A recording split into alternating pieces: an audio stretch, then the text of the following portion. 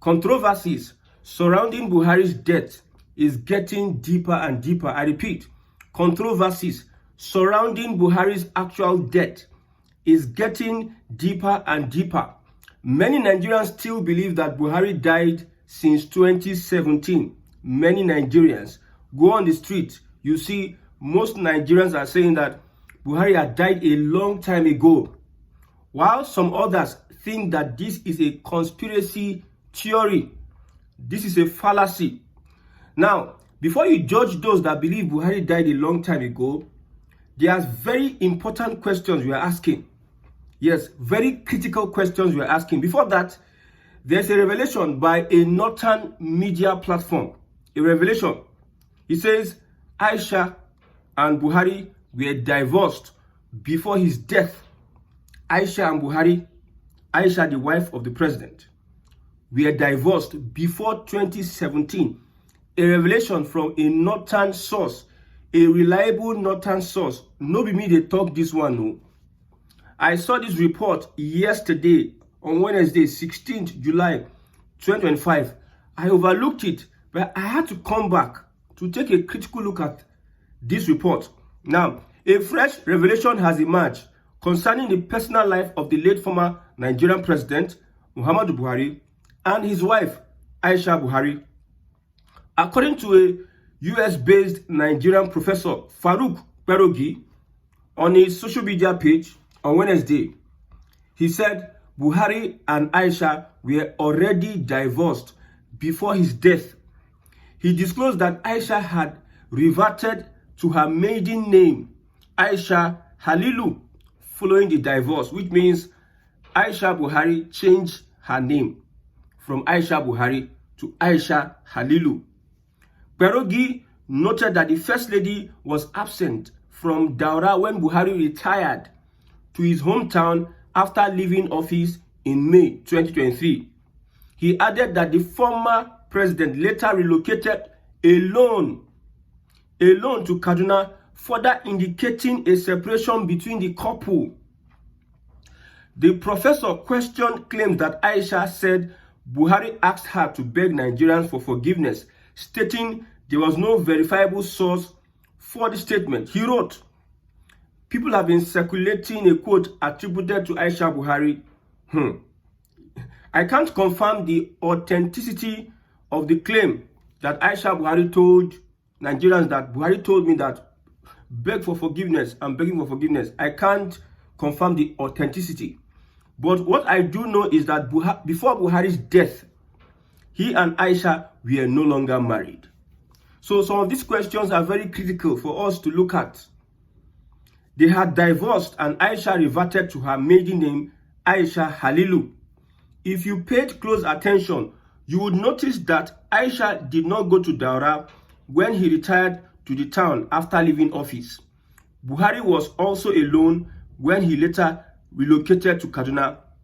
In fact, when he fell ill and it was suggested that Aisha traveled to London to care for him, she reportedly hesitated because she was no longer his wife. She eventually went in the last few days before he died, but only after intense persuasion. This is Aisha Buhari and Buhari. When these events are happening, when people are asking these kind of questions, you may want to give those that believe that Buhari died a long time ago the benefit of the doubt, because Buhari's death and whatever is shrouded in secrecy. Even now, during his period of mourning, she seems understandably conflicted about her role. Now that they are mourning Buhari, she doesn't really understand where she comes in, what role she's going to play in this whole thing. My question is, this is Perogi, is a professor in the United States. Farouk is a northern person. If it came from the southern part of Nigeria, you will say this is a bias, whatever. But he's asking critical questions here. Even the Aisha is even confused on what she's going to, where she stands with this whole burial of a thing. So I'm genuinely curious to know when and where Buhari told her to beg. Okay, we understand the Nigerian government, we understand how Yar'Adua died, and everything was played. They played it like the secrecy surrounding Yar'Adua's death. If not for some element that voiced out that this guy is dead, they wanted to run a government. If not God that helped Jonathan, they wanted to run a government of secrecy and sabotage. The cabals that be, the northern elements, the northern powers that be, these same northerners that are forming coalition, they wanted to push Jonathan aside and run the government of a dead Yar'Adua. The same thing went on during Buhari. Garba Shehu comes to tell us that the story about the rat and everything was to divert our attention from the real truth. So when you look at all these circumstances, you want to ask yourself this question. Because me, I'm not there. These people are privileged to have some info and information about the Buhari. Imagine the president of the country. Most things about him, since he became sick, is shrouded in secrecy. Why? A sensible human being said the reasons why these presidential candidates, these big men, are going out of the country to get their own medical care is because of the details of their health conditions will be kept private. If they are being treated in a hospital in Nigeria, doctors will expose it. That is what an APC supporter said of recent. Now, I'm asking the question, okay, because of their privacy and the nonchalant attitude of our governors or whatever, even the Femi Adesina said if Buhari were to be treated in Nigeria, he would have died a long time ago. That is from a pastor, Femi Adesina. He said so. So my question to Femi Adesina and that guy, I don't mention the name of the guy because I don't want to make him popular. My question there is, they go to get medication, they go to outside. What about when they go outside to school? Why are they going outside? Why are they not patronizing education in Nigeria? Why are all their children, most of their children don't have Nigerian education at university level? Is it because of secrecy or what? Most of these your politicians do not patronize education in Nigeria. They know that education will not equip their children to survive in today's global economy, global politics, global awareness. We don't really have what it takes, according to what these politicians believe. Through their actions, they are telling us that Nigerian educational system don't have what it takes to equip their children. So why are they also taking their children out of the country? Is it because of privacy? So are you making excuse for them for not constructing top hospitals that can take care of them, but they prefer to go outside? So why all this secrecy? A Nigerian government that lie and repeatedly lie on its people, how would people now believe the government of the day? There are other questions here I'm going to lay out. How would you expect Nigerians to believe the government? Look at the refinery, Port Harcourt, Kaduna, and all have you. The assurances tell us that these things are working, but it's not sustainable. We can't sustain it. But you are carrying PR, propaganda, left, right, center. You are not painting the picture of this government will fix the refineries, it will be working. At the end of the day, you are suggesting they sell the same refineries under 2 years.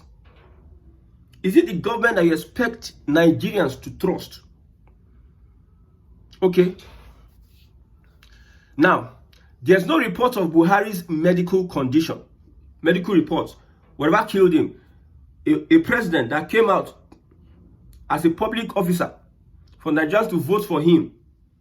We Nigerians, we are not supposed to know what is happening to our president. That's how Tinubu went and traveled from Lucia to Brazil, from Brazil. We don't know where he went again. Everything just shrouded in secrecy. Nobody is publishing Buhari's medical records. Why? So if people bring out conspiracy theories, it is the government that is causing it. The government, they are not coming clean. Instead, they prefer to lie and carry out propaganda so as to mislead. The government derives joy in misleading their people. That is what they are telling us. What killed Buhari? No. What is the name of the hospital? Most people don't know. What killed Buhari? What is the problem with Buhari? So that we know what killed him. Why is everybody so secretive about that? But if they want to collect Nigerian money, they will collect both my money and your money. They will collect. They will carry us, do collateral. Carry our resources, do collateral. Borrow money, blow them away. And they call themselves leader. And somebody will come tomorrow that he has a legacy. What legacy? Tell us the legacy. He has a legacy. He built a second Niger bridge in the southeast. Hey, God will help you now for this country. You people are not even your intellect, your intellectual quotient. You are not even thinking like every other person in the world. You are just thinking like subhumans. Most people that agree. Now, number 2. Okay, there's no video or picture of Buhari's lifeless body. We don't know. There's nothing to show, like, because if you see Buhari at the point was reported to have said, Osibanjo, these people, they said I'm dead. They said that I'm not Buhari. To clear the doubt, why not show a picture, whatever, what it is? Even at the place of burial, they were going to bury this guy. If you hear what people were saying, at the place of burial, what people were saying, the body is not as long as how tall Buhari is, and however, they cover the whole thing, the way they cover him, they just wrapped him, they are just trying to hide so many things, blah, blah, blah. No picture, no video of Buhari's lifeless body as example of, like, this guy really, he died really. Nothing. No medical records, no video. And we are here calling ourselves One Nigeria. Okay? I think number 4. We do not get condolence messages from countries and organizations. I think the UK did his. When I go on the streets, they will be asking questions. Why is it that the United States, other countries, top countries of the world, UN and everything? I know Attorney Guterres talked about something like that. Why is it that the condolence messages are not coming as expected on a Buhari? Does it mean that Buhari is not a figure, a respected figure in the whole of Africa? Is not an icon? A president of the giant of Africa, he died. People say that no, the flight to Castina, everything blocked, jam-packed, blah, blah, blah. Jets were like 10 to 15 jets were hovering around over the sky, looking for a place to land in Castina. But yet, no condolence messages from top countries in the world to respect a Nigerian leader. In quote, a Nigerian leader. Since Buhari left as president, look at Jonathan. He's moving from one invitation, one seminar, one program to another all over the world. He's been invited to this and that. Since Buhari left power, who invited him? Where did he go? Who recognized him? At least these are signs, these are questions people are asking. But instead of you looking at these critical areas, you just want to speak down or shout down on people who think otherwise, that Buhari is dead 2017. It is because of the system we are practicing. This system does not guarantee anything, does not guarantee transparency, does not guarantee accountability. So whether you like it or not, people will still believe that he died 2017. If you are angry with that, I don't know. People will take it to their grave and tell their children. An average person, even the Yorubas, an average person tells me on his feet that Buhari died a long time. I looked at the person. I will not castigate you for believing that, because the Nigerian government is not worth believing because of what they have done in the past. There's no trust. They have destroyed the trust Nigerians have for anything called Nigerian government, especially under an APC and under a presidency of Bola Ahmed Tinubu. When you talk about trust, take it away. Because everybody seems to be helpless when it comes to transparency and trust. That is why you see when INEC want to conduct election, people believe that they will rig it. Because they are not, see, transparency is not part of this APC administration. Transparency and trust, no. Accountability, no. Nobody's accountable to anybody. So anybody will just think, people will just cook up messages and come up with messages and they believe him. And you're angry. Why are you angry? So that is it. As we speak, Buhari's death, like I said before, is a big blow to the Fulani race. Atiku is trying to measure up. El-Rufai is sitting down, looking at Atiku. Oh, my brother, I believe I say there are some movements you are taking that I don't like. There are some stunts you are taking that I don't like. Somebody told me today that El-Rufai may be working for Tinubu in the ADC. Everybody will just their different thought pattern. But for El-Rufai, I believe El-Rufai is also aiming the presidency. He's really aiming that presidency from northern Nigeria. And whatever it is, if Atiku loses through this coalition, my brother El-Rufai is gearing and preparing himself to become president of Nigeria. And the funny thing there is that, and if you bring an Atiku and El-Rufai, and Atiku is even more preferred than El-Rufai. El-Rufai may not be ever, El-Rufai may not represent North ever when it comes to presidency. They can package any other person. It may be difficult for them to package El-Rufai because the people don't offend El-Rufai. The people El-Rufai carry for mind, it plenty you. And those people at the corridor of power now, they are looking at El-Rufai. If we give this on power now, man, it will spoil our show. Not even a Southern is going to punish Southwest or whatever. These guys, they pick grudges. Even an Atiku is even more liberal compared to an El-Rufai. El-Rufai. Somebody says that Al-Makura is the leader of CPC in the APC. The CPC bloc, Al-Makura is their leader.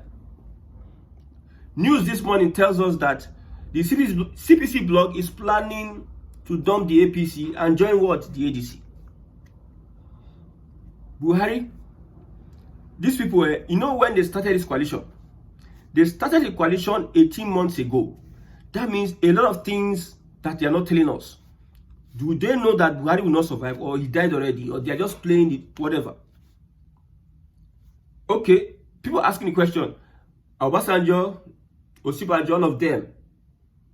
If Buhari lead on that 2017, Buhari go finish in first tenure, can't do in second tenure.